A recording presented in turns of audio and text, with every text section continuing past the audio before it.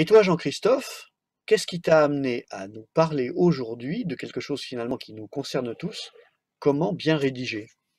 Écoute, c'est un élément très important du management, de la vie des affaires d'une manière générale. Ça fait partie de ces petites choses qu'on sait bien faire sans se rendre compte que c'est un avantage qu'on a sur les autres, ou qu'on ne sait pas faire sans réaliser que c'est ça notre problème et que on doit l'améliorer et le corriger. Alors, je vais citer, pour commencer cette petite chronique, deux grands auteurs. Le premier, c'est Frédéric Ritter. Je n'avais pas le temps de t'écrire un petit mot, donc je t'en ai écrit un long. Euh, voilà, Frédéric est parmi nous. Vous pouvez acheter ses livres et ses publications. Il est très prolixe, mais il écrit que des petits mots parce qu'il prend le temps. L'autre auteur est évidemment bien plus connu puisqu'il s'agit de Boileau. Boileau, dans l'art d'écrire, nous apprend que ce qui se conçoit bien s'énonce clairement et les mots pour le dire arrivent aisément. Et donc, quand vous allez devoir communiquer autour de vous de manière écrite, vous allez par exemple faire un compte-rendu de réunion. Très important, un compte-rendu de réunion pour que l'ensemble des acteurs qui étaient autour de la table aient un point de vue de ce que vous avez compris de la réunion et qui peut éventuellement devenir le point de vue de ce qu'il fallait comprendre de la réunion. Mais vous avez aussi le sujet de la lettre de réclamation. J'ai aidé il n'y a pas très longtemps un de mes clients à faire une lettre de réclamation auprès du contrôleur d'un de ses fournisseurs pour lui signaler qu'il avait fait une erreur qui lui coûtait très cher et que ce serait bien si on pouvait engager sa responsabilité civile et son assurance dans le sujet. Eh bien, ça fonctionne bien quand c'est bien écrit. On a eu une réponse de l'assurance qui demande des éléments, donc on est bien parti. Ça peut être un autre concept, qui est le concept de l'outil qu'on envoie à un chevalier blanc. Qu'est-ce qu'un chevalier blanc? Eh bien, quand vous allez faire de la vente dans une entreprise et que c'est une entreprise de taille conséquente, on est dans la vente complexe, eh bien, la première personne qui va être convaincue en interne va être votre chevalier blanc, il va être le héros qui va combattre avec vos couleurs, qui va en interne chercher à porter votre idée, votre concept. Il a besoin d'outils, ce sont des outils écrits qu'il va répercuter à droite à gauche. Vous avez besoin de bien savoir rédiger pour ça. Et évidemment, l'outil clé qu'il va falloir rédiger pour ce chevalier blanc, c'est le fameux Executive Summary, c'est-à-dire le point de situation sur une page pour les dirigeants qui n'ont pas le temps de vous lire. Alors, le problème avec tout ça, bah oui, le problème, c'est la page blanche. C'est ce moment où on ne sait plus ni par où commencer, ni par où finir. C'est la question du storytelling. Comment est-ce qu'on va raconter son histoire? Comment est-ce qu'on va être sûr de tout avoir présenté? Donc, je vous recommande de vous appuyer sur une méthode. Parce que c'est une méthode, c'est un outil qui va vous permettre de revenir systématiquement sur quelque chose de connu et solide qui vous laissera de l'énergie, de la capacité de cerveau pour développer les parties plus complexes du courrier ou de la note. Cette méthode, il faudrait qu'elle soit facile, parce que dans un moment de stress où on est en train d'écrire un document, ben, on n'a pas besoin d'avoir en plus à faire des gros efforts pour la retrouver, pour se la réapproprier. Il faut qu'elle soit pragmatique, parce qu'on n'est quand même pas en train de faire une thèse et d'écrire un roman destiné à être primé au concours. Et il faut une méthode versatile, puisque vous avez besoin qu'elle s'applique le plus souvent des cas. Vous avez besoin d'avoir une méthode qui soit utilisable dans la plupart des situations. Alors, je vous propose une mnémotechnique, une technique qui se retient facilement. Cette technique, c'est la technique esprit. Esprit, voilà, le mot esprit, vous le connaissez. D'ailleurs, l'auteur est allé un petit peu plus loin, l'auteur de cette méthode, en y ajoutant un petit E et un petit T pour que ça fasse plus clairement esprit. Donc le petit E, c'est l'entrée en matière. Le grand S, c'est la situation dans laquelle vous êtes.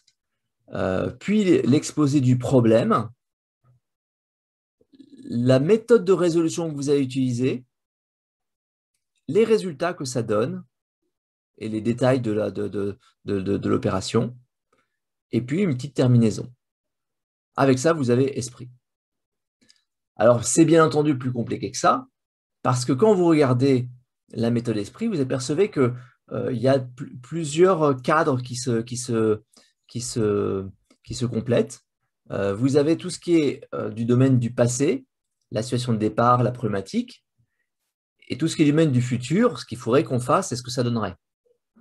Mais vous avez aussi un autre axe plus vertical, qui est le domaine du concret, la situation et les informations, et puis le domaine de l'abstrait, les hypothèses, la théorie et les choses à infirmer ou valider. Donc, le problème, enfin, pardon, là, c'est l'entrée en matière, c'est le préambule, l'introduction, les remerciements, c'est les premiers moments du discours, c'est le moment où on vous remercie de venir sur cette chronique Melsion et qu'on rappelle ce qu'est cette chronique Melsion. La situation de départ, c'est écrire une note est essentiel. Le problème, la page blanche, le storytelling. La résolution, c'est la méthode Espéry. Et les informations, eh bien, c'est cette note détaillée qui décrit les différentes parties, les différents éléments. Alors, autour de cette idée, il y a des variations, puisqu'en fait, vous allez avoir des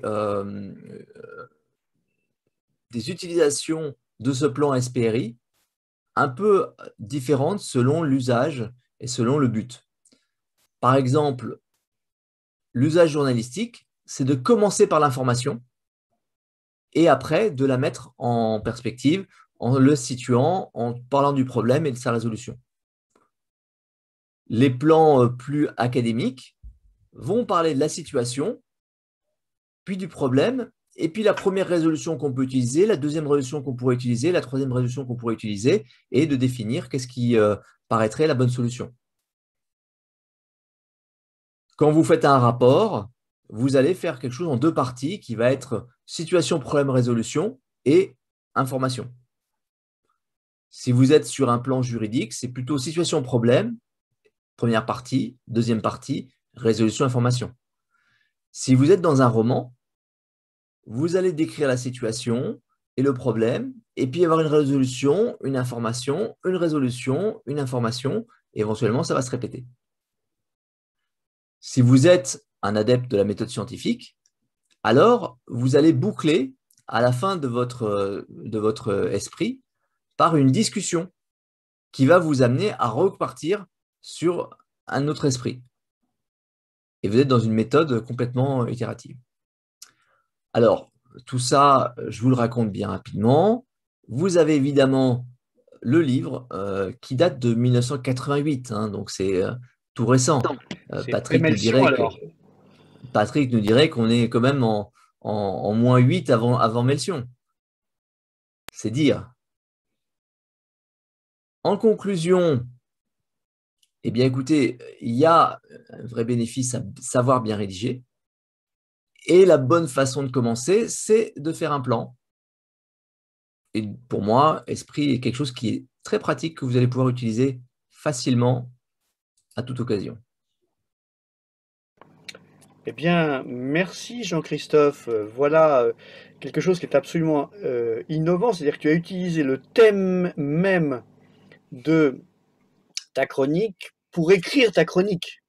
Ouais, c'est fractal. C'est fractal. Voilà. Un autre concept qu'on aime bien, hein, le fractal. Un petit tip of the hat à Benoît Mandelbrot. Les amis, est-ce que ça peut vous aider de mieux écrire? Bah évidemment oui. Est-ce que tous les entrepreneurs ont forcément cette qualité qui a été développée pendant leurs jeunes années? Ben non, hein, finalement. Et donc voilà, avec esprit, quelque chose qui est un bon outil que vous pouvez avoir devant vous. Jean-Christophe, est-ce que toi, tu peux nous raconter une anecdote sur une occasion où ça t'a vraiment été utile parce que tu bloquais sur la façon de d'écrire ce que tu avais en tête? Écoute, c'est très vrai hein, ce que tu dis. Souvent, les entrepreneurs, l'école, c'était pas un truc où ils s'éclataient, et en particulier l'exercice de la rédaction. Bon, pour eux, ça va, quand on raconte un truc, c'est bon, il n'y a pas besoin de s'y appesantir. Moi, comme certains d'entre vous le savent, et comme mes enfants commencent à le découvrir le plus tardivement possible, j'y ai veillé. J'étais pas forcément un très très bon élève dans ces années de classe. Et mon grand-père, qui était un général, qui était un peu désespéré de voir son petit-fils, euh, enfin, en même temps, je crois qu'il avait déjà vu ses enfants euh, éventuellement s'éloigner un peu de la ligne droite avant d'y revenir, euh, a eu deux actions assez importantes. Il a dit, oh, au moins il faudrait qu'il parle anglais, donc il m'a envoyé aux États-Unis passer quelques vacances. Et puis, il a pris du temps, c'est-à-dire probablement 1 heure et demie par semaine, pour me faire travailler la question du plan détaillé. Et donc, j'ai passé toute ma terminale à, à, travailler sur des plans détaillés de sujets d'histoire, de géo ou autres. Et quand je suis arrivé pour passer mon bac, je suis arrivé sur le sujet d'histoire géo et j'ai fait un plan détaillé de l'histoire, un plan détaillé de la géo, et puis c'est tout. Et j'ai eu 13.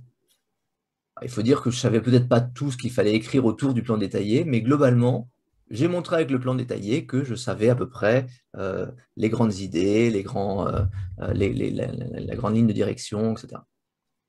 Voilà. Alors, je rappelle aux plus jeunes que 13 à l'époque, c'était une bonne note. Je sais que maintenant, 20, c'est la note normale. Mais nous, on a vécu une époque difficile et c'était pas si facile à avoir le bac à l'époque. Merci Jean-Christophe.